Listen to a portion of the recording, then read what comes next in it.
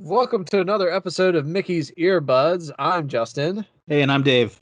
Thank you for joining us. We're going to start off another Would You Rather kind of thing. But before we do that, just want to let you know our topic for today is Disney races, that is, Run Disney events and such as that. Something with which I have recently gotten a lot of experience at. And it's also something that if you're interested in, you can work on at home. More on that later. But first, David, are you ready for Would You Rather? Yeah, sure. All right. This one's going to be kind of a little bit of different things here, but it is definitely Disney. First question is, would you rather stay one night in the Cinderella's castle suite in the Magic Kingdom or at the Lincoln bedroom at the White House? I'd rather stay at the Lincoln bedroom at the White House. I had a feeling you'd say that. All right. Next one. You're trapped on a deserted island forever. You've put only one song on your iPod, and it's a Disney song. Which one is it? It's a Small World, right? No, I'm just kidding. I think one of my most favorite Disney songs I could think of is "I Can Go the Distance" from Hercules. That's a great song. That's an interesting one. You're on a deserted island. You're not going to be going very far. Your distance is just like in a big loop all the time. Someday I'll be strong, and I'll make every mile worth my while. I'll go most anywhere to feel like I belong. You don't understand. I think I do. All right, next one. You win a contest to have one free day at Walt Disney World all to yourself. So there's no other guests, no crowds, none of that. The only condition is that it has to be in July and you have to wear a heavy winter coat all day. Will you accept the prize? So wait. I can go. I have to wear a coat. It's in July, but what's the prize? You get one free. It's a free day at Walt Disney World all to yourself, and there's no other people that you have to worry about. So basically, you're getting on and off any attraction on a whim. Yeah, so you got to do that, but you got to wear a heavy winter coat all day in July. Are you going to accept the prize? You know, I will search the world and I will face its harms. How's that for your answer? That sounds like an avoidance, but okay. No, that's just another lyric from "I Can Go the Distance." Oh, you have that song up and you're looking at the lyrics right now. You're going to try to answer every question with one of those. You might have figured out my exact plan. Well, seriously, what are you going to do? What am I going to do with a winter coat? No. Are you going to accept the prize or not? The people want to know. Oh, well, yeah, I'll do it. I'll just be going on, it's a great, on the Carousel of Progress and Hall of Presidents. Monsters Inc. laugh floor. Yeah. Basically anywhere where there's air conditioning, right? Yeah. Oh, gosh. That's why I said okay. I will face its harms. I will search the world. All right. This one we're gonna get a little disgusting here. Okay, we're gonna get a lot of bit disgusting here, but within reason. I mean, we're gonna keep it G, but still. Would you rather lick the turnstile or drink a glass of water from a boat ride? Oh, so lick a turnstile or drink the water that the ship goes through? Yeah. So that one of the boat rides goes through, like Pirates of the Caribbean or something like that. So are we talking right now, or are we talking like 2 years ago? Let's say 2 years ago. Because right now, they're probably going swoop, Clorox and that after every person. 2 years ago, it'd be like, like spit on a rag, and I'm sure it's fine. Or the brain amoeba water. Uh, I think I'll take my risk with the Amoeba War. I'll take that All right. risk. So if you go back in time and remove one of the original attractions or rides at Walt Disney World that still exists today, what one would it be? So you have to sacrifice one of the original attractions at Walt Disney World. Which one's it going to be? One of the originals? Yep. Oh, so hard. The hardest decision ever. I'd have to get rid of, because you gave me the option. It's a Small World. Goodbye, It's a Small World. I know, like all the true Disney people are like, how could you? How could you? My heart fractured just a little bit, but then But it probably would have fractured no matter which one you picked. All This right. is the truth. It's the hardest part is to look beyond the glory. All Man, right. these lyrics are fitting for everything. Okay. So let's take the reverse of that. One of the attractions that was there but is no longer there, and you could bring it back. Which one would it be? I'd like to do the 20,000 Leagues Under the Sea. Ah, good choice. Good choice. Not that Ariel's bad. I like Ariel, but All right. Here's a fun one. Which Disney movie character, no spin-offs, mergers, or anything, so no Marvel, no Star Wars, no Fox now, no Pixar. No Pixar either. Okay. So which strictly Disney movie character would you like to have a conversation with? Ooh. Now, movies, classic, or like 90s? Does 90s characters count as well? Yes, as long as it's not Pixar, Star Wars, Marvel, Fox, whatever. Probably Scrooge McDuck. Ah, that would be a good one. That would be a good one. I'd have to say I'd have trouble topping that one.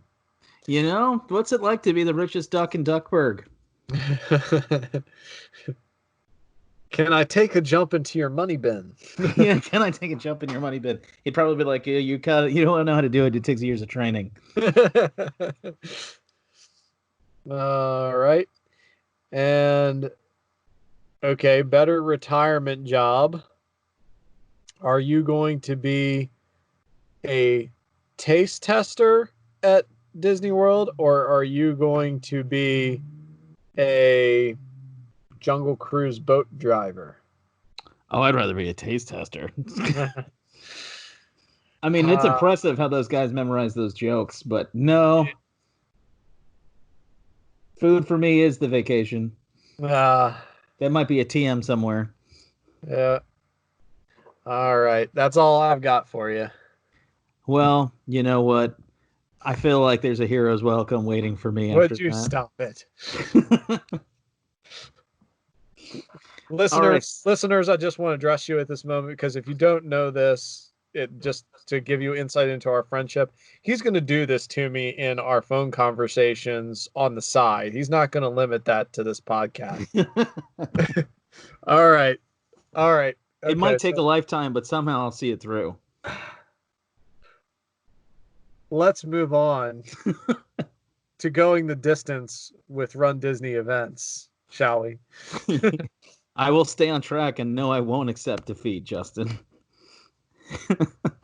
I have a feeling this video is going to get a lot of hits. Anyway.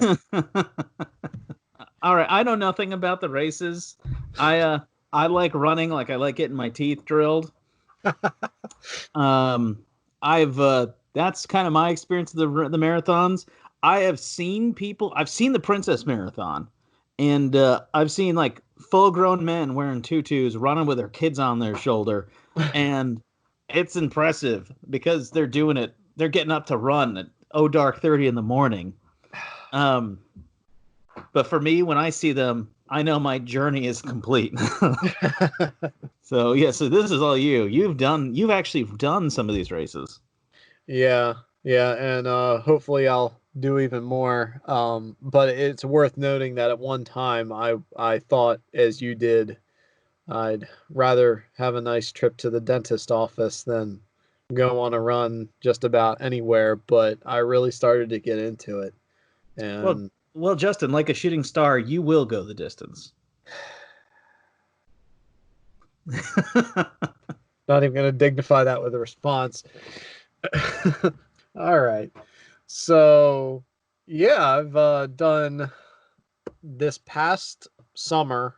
So, yeah, summer 2019, I did the Marvel 80th anniversary virtual 5K series. So, there's 3 5Ks that you do kind of on your own, and you enter your times online, and Disney sends you certificates and medals for that. So I did that just for kicks and giggles. But that was kind of on the road to training for the Dopey Challenge for the Disney Marathon weekend in January. And upcoming, I hope to be a participant in the Star Wars runs in April of 2021. Are you going to do the wine and dine half marathon weekend? I would love to do that at some point. I don't see it's not definitely not happening this year. Don't know when that'll happen or if. I would love to do it though.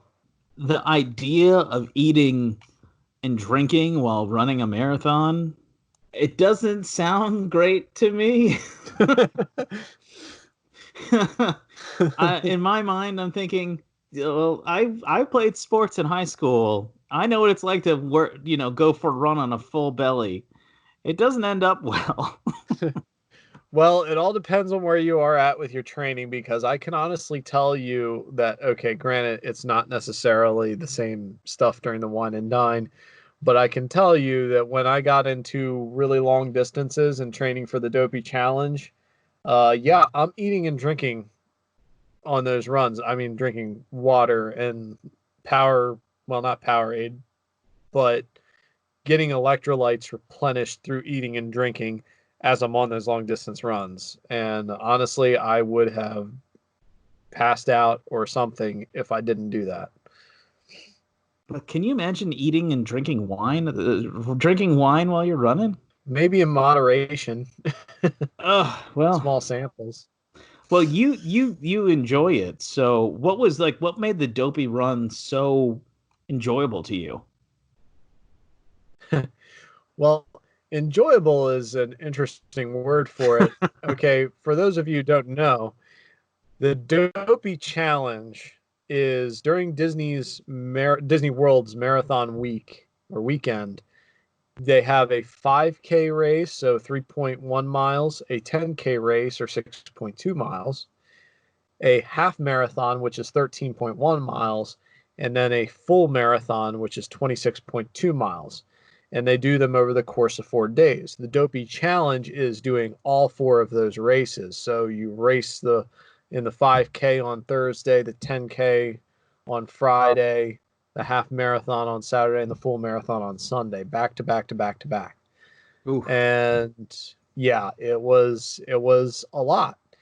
Um, but with the proper training, which I think we're going to get to in a bit, is that was just an exhilarating experience. And I would kind of, in a lot of ways, I surprised even myself on those runs. I didn't set any new time goals or anything like that, but it surprised me the amount of endurance I had and just the fact that normally when I was training, I would be listening to podcasts, music, Adventures in Odyssey episodes, even.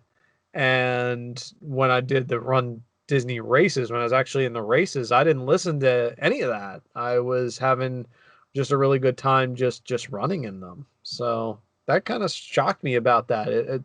I kind of I really got the bug when I was in the middle of all of that. Do you know But how I many will miles the dopey challenge is? 48.6 in total. Wow. Yes. That, that's impressive over a period of 4 days. Yeah. And as they put it somewhere in the middle of that or no, it was actually some the thing that was mind blowing is that somewhere into the full marathon race were you actually able to say, "Hey, I'm halfway through the 48.6 miles." So you're not halfway there when you finish the 5K. You're nowhere near it. You're not even anywhere close when you finish the 10K. You're still not there when you finish the half marathon.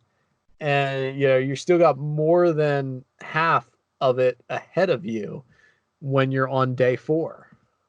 Wow. Yeah.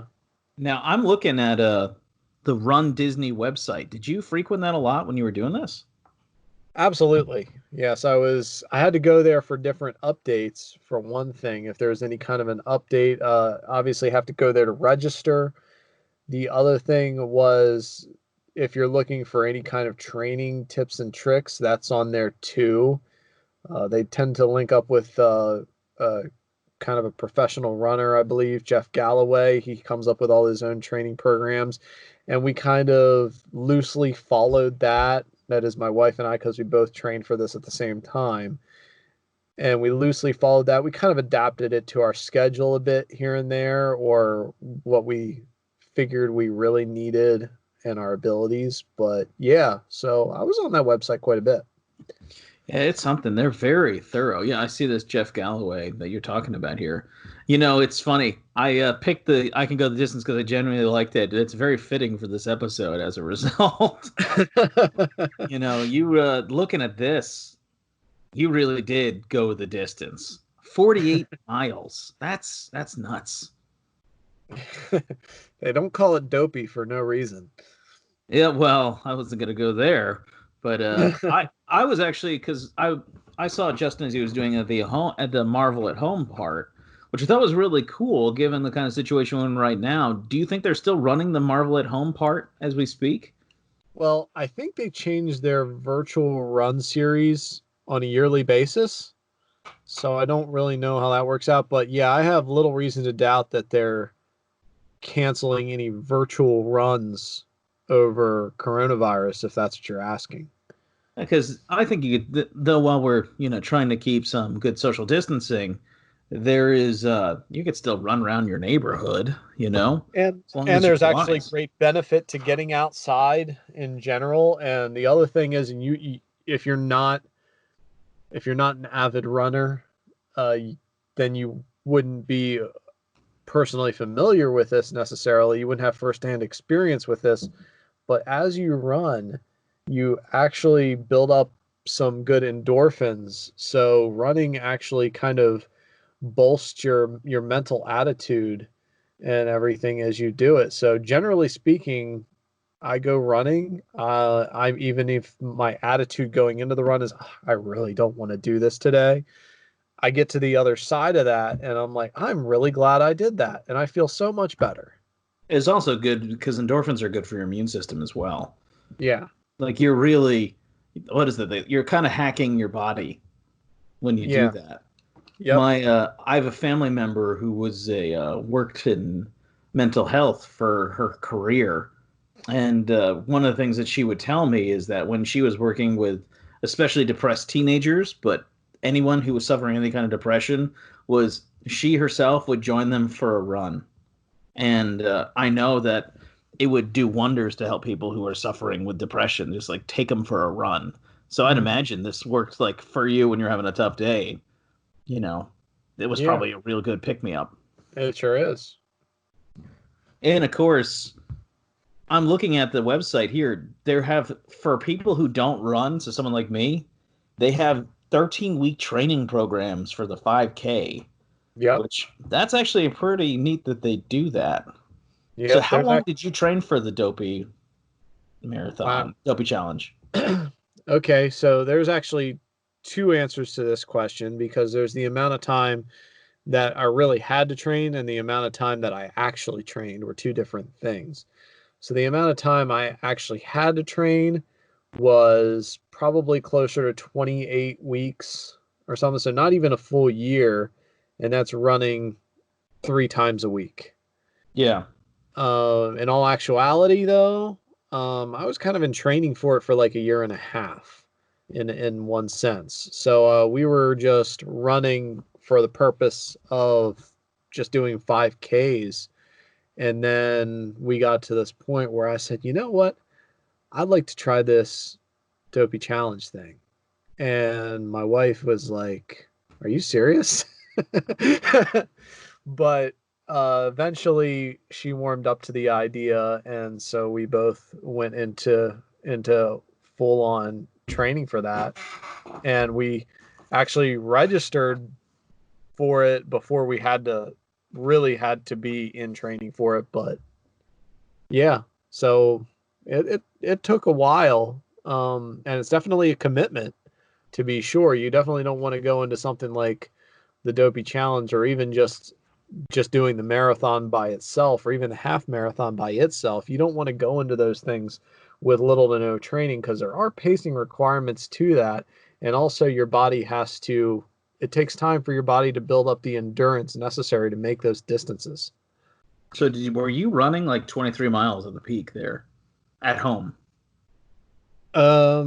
Not running all the Maybe time. maybe We like were more of like a consistent sprint, not a sprint. Sprint's wrong as well. Yeah. No, we were using, there's two different schools of thought here when you're training for a long distance race in general. And that is, there are those who just run it. They train it and they run the full distance. And then the other school of thought is run, walk, run. So you definitely do some running time, and then you take a walk break, whether or not you need it, and you do some more running time and then take another walk break, and so on. And the reason for that is studies have shown that if all you do is run, run, run, run, run, even if you're a really good runner, a consistent runner, your pace slows the deeper and deeper you get into it. But if you take walk breaks at certain intervals, you're actually able to maintain a more consistent pace. Wow, that's that's amazing. There is a lot of it looking at this stuff and looking into the techniques and the tips they have on the website for RunDisney.com, which they're not a sponsor. We're just Yeah. Justin, you've just enjoyed it personally. They really do. They have worked this out. It looks to me. Yes. And the other thing too is, yeah, you'd be surprised, because I figured too, before I was a runner, I've always been an avid hiker. So I've enjoyed going on various hikes of various difficulties, up and down hills and mountains and things like that. And I figured, you know what? Okay, maybe not 26.2 miles, so like full marathon, but something like 13.1 miles. I've definitely hiked that in a day before. I can handle that. But what you don't realize is when you're under the pacing requirement, even though it's not really for a Run Disney race, it's not a really low pacing requirement. It's something like 16 minutes and 20 seconds a mile or something like that. So it's not particularly fast, but you do have to do some running to get there. You'd be surprised that really it's not as, I mean, your muscles are part of the equation. The other part of it is, another part of the equation too, that's very important, is wrapping your mind around going that kind of a distance. Mm. And so your mind has to get past that point where it's like, hey, guess what? You just did 13 miles, or later on, 15 miles, 17 miles, 20 miles, and just getting your mind to that mental state where you know you can go the distance. And Now, see. yes, yes. And I couldn't come up with another phrase, otherwise I would have. But Well, you'll find a um, way if you can be strong. yes, yes. And the other thing too is, for me anyway, is that my joints, and particularly my feet, needed to get used to going that kind of distance as well. So it was less my muscles, although I'm sure they had something to do with it, but I definitely noticed the distance in my feet and my joints over those long stretches of running. Okay, yeah, wow.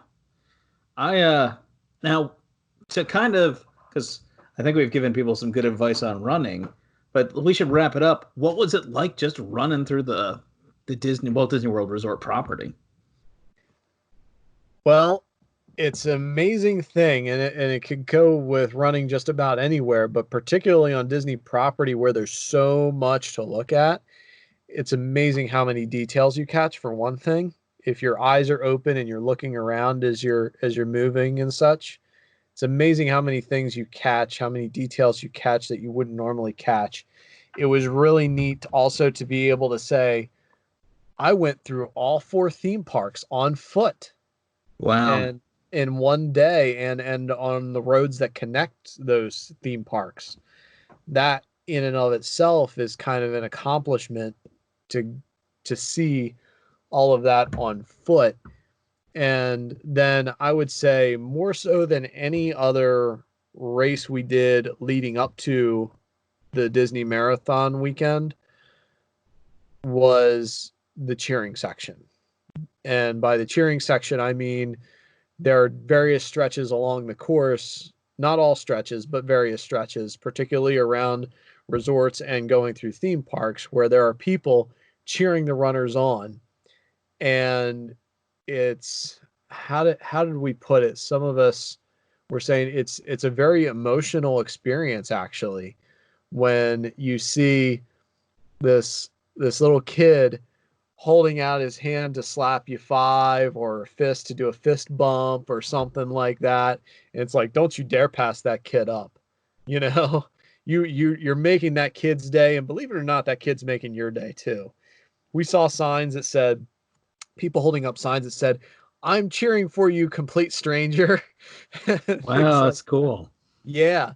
So that was a lot of fun too, was running through those areas where people were just cheering on all the runners, particularly during the half marathon and the full marathon. I'd say that really made a difference and kind of gave you a second wind or a third, fourth, or fifth wind, depending on where you were in the course.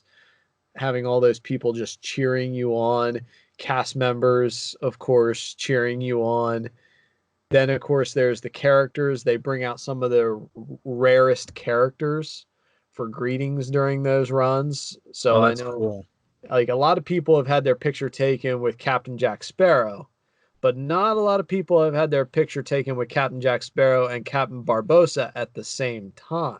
Wow, that's really cool. Yeah, so there's that. We saw Flick and Princess Ada from A Bug's Life. They were Wow. they were out on the course. So just rare character opportunities that you wouldn't have anywhere else. I'd say probably one of the biggest ones, and we didn't actually take advantage of this one. We just didn't want to wait in the line for him. But the 10K was named, or rather on the medal for that. Every race has like a character sponsor. For the 10K, that character is Oswald the Lucky Rabbit. Okay. And you don't see Oswald the Lucky Rabbit out and about at Disney World. At least I don't. But he was out there doing character greetings for his 10K. Wow. So people got to get their picture taken with Oswald. And apparently that's something that really people only experience out on the West Coast at Disneyland. Yeah, the rare character gets is a whole nother thing that we could talk about. That's really cool. I had no idea how. I, Again, it makes sense to me that Disney is so intentional, but I just had no idea in this respect to this situation. Yeah. The other thing to keep in mind too is something that could be a little bit of a discouraging factor is you look at the race entry fees and you see how high they are. Yeah. But honestly, if you are enjoying that time running, you start to see, especially if you're enjoying yourself, you're starting to see very quickly how where all that money you spend in your racing fee is going to. You get a lot out of that, not just the character greetings, but they're handing out water and Powerade at tons of different places. They got medical tents making sure people are staying hydrated. If you need BioFreeze, they give you BioFreeze. When you get to the finish line, they hand you a goodie box of snacks, as well as a Powerade and a big bottle of water and a banana to munch on. And that was kind of like you could basically have a small sit down meal right there, right after the race, and all the photographers and everything. There's just so much. Like, it's amazing how big it is, how big of an event it is. When you're at the start line and they release people to go, they set up they set off a set of fireworks for every single group of people they let cross the start line, not just at the start of the race, but they have people corralled off, and they send them through like 1,000 at a time or something like that, and they set off fireworks for every group of people that Wow. crosses the start line. So that's a considerable amount of money going towards that too. So Disney does nothing small, and when they do their Run Disney races, again, they're not doing anything small. It's a big, big deal, and it's an experience like no other. That's really, really cool. Well, anyway, brother, we should wrap this up for today. All right. We I think we need to do even more in depth on this at some point. What do you think? Yeah, we should try to look at this a little bit more in depth later on, especially as I'm looking ahead to hopefully the Star Wars runs in 2021. Could kind of give you a breakdown of, what training looks like even for that. Yeah, that would be really neat. I think that would be something people would enjoy. But all right, well, I hope you enjoyed this. We are going to wrap it up, and we will continue to talk to you more about more Disney things as things go on. So take care, everybody. Yeah. See you real soon.